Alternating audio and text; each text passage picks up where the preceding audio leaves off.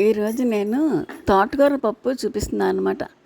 తోటకూర పప్పు అంటే మనం కుక్కర్లో పెట్టేసి పప్పు వేసి తోటకూర వేసేసి అట్లా కాదు, ఇది విడిగా వండుకుంటాం అన్నమాట.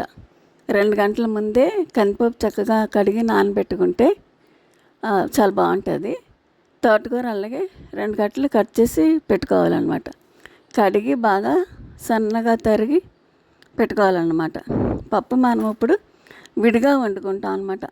చిన్న గ్లాస్ తీసుకుంటే గ్లాస్కి గ్లాసున్నర నీళ్ళు పోసుకోవాలి. పప్పుని విడిగా ఉడికించుకోవాలన్నమాట. పప్పు విడిగా ఉడికేటప్పుడు ఆ పైన నురగ వస్తుంది కదా, ఆ నురగ తీసేయాలి. నురగ తీసేస్తే ఏంటంటే గ్యాస్ రాదన్నమాట. చాలామంది పప్పు తిన్నాము, గ్యాస్ వచ్చింది, బాగాలేదు అంటారు కదా. అది తీసేసుకుని ఉడకబెట్టుకుంటే పప్పు నీట్గా ఉడుకుద్ది. అట్లాగే మనం కట్ చేసి పెట్టుకున్న తోటకూరలో ఒక గరిటె నూనె పోసి విడిగా ఉడకబెట్టుకుంటాం అన్నమాట. చక్కగా లో ఫ్లేమ్లో పెడితే మగ్గుతుంది అన్నమాట అది. అప్పుడు ఒక చిన్న స్పూను పసుపు, ఒక చిన్న స్పూన్నర సాల్ట్ వేసుకొని బాగా మగ్గనిచ్చుకోవాలన్నమాట. మూత పెట్టి మధ్య మధ్యలో కదుపుతూ ఉంటే అది మగ్గుతుంది. ఈ లోపల మనకి పప్పు నీరు లేకుండా ఉడికించుకోవాలన్నమాట. మెత్తగా ఉడకాలి, కాకపోతే పదును ఉండకూడదు, నీరు కూడా ఉండకూడదు అనమాట. మొత్తం నీరు లేకుండా ఉడికించుకోవాలన్నమాట. అప్పుడు ఈ తోటకూర బాగా మగ్గుతుంది కదా. బాగా మగ్గినప్పుడు లాస్ట్లో కొంచెం కారం వేసుకొని కదుపుకోవాలన్నమాట. ఈ తోటకూర బాగా మగ్గిపోయింది, ఉడికింది అన్నప్పుడు ఆ పప్పులో నీళ్ళు లేకుండా చూసుకొని, ఒకవేళ నీరు ఉంటే వంపేసుకోవాలన్నమాట. నీరు లేకుండా ఉడికితే తెచ్చి ఇందులో వేసుకోవాలన్నమాట.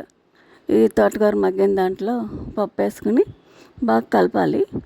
తాలింపు కూడా మనం ఇందాక చూపించాము.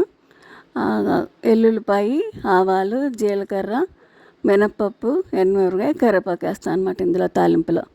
చక్కగా మూకిట్లో నూనె పోసి కొంచెం ముందు ఎల్లుల్లి రబ్బ, కరివేపాకు వేసి వేగాక మినపప్పు, ఆవాలు, జీలకర్ర, ఎండుమిరపకాయ వేసి వేపుకుంటే అది బాగా వేగుద్ది కదా. అప్పుడు ఈ తోటకూర మగ్గిన దాంట్లో పప్పు తెచ్చి వేసుకోవాలన్నమాట. తోటకూర విడిగా ఉడకబెట్టుకున్న పప్పులో వేసుకోవచ్చు. కాకపోతే మనం ఇందులో ఆయిల్, కారం అన్నీ వేసాం కాబట్టి ఆ పప్పే తెచ్చి ఇందులో వేస్తున్నాం అన్నమాట. ఇది బాగా కలుపుకున్నాక ఆ పోపు కూడా ఇందులో వేసుకున్నాం అన్నమాట. లేదా ఈ పప్పు తోటకూర బాగా కలిసింది పోపులో కూడా వేసుకోవచ్చు. అలాగే కమ్మగానే ఉంటుంది, ఇట్లాగే రుచిగానే ఉంటుంది. ఆ తాలింపు ఇందులో వేసుకున్నాను అనమాట నేనైతే. ఇదివరకు అమ్మమ్మలు వండేవారు ఈ పప్పు. ఇప్పుడు ఎవరు ఇట్లా వండట్లేదు. కుక్కర్లో పెట్టేస్తున్నారు, గరిటె జారుగా వచ్చేస్తుంది. ఇది పొడి పొడిలాడుతూ వస్తుంది, చాలా కమ్మగా ఉంటుంది అనమాట. ఇట్లా వండుకుంటే చాలా టేస్ట్ ఉంటుంది ఈ పప్పు. ఒకసారి ట్రై చేసి చూడండి, అసలు ఎంత టేస్ట్ ఉంటుందో. చాలా బాగుంటుంది అనమాట ఈ పప్పు. పొడి పొడిలాడుతూ ఉంటుంది, చాలా టేస్ట్ ఉంటుంది అన్నమాట ఇట్లా పప్పు వండుకుంటే. తోటకూర పప్పు కమ్మగా, రుచిగా చాలా బాగుంటుంది అన్నమాట. ఒకసారి ఇట్లా వండుకుంటే తెలుస్తుంది అన్నమాట.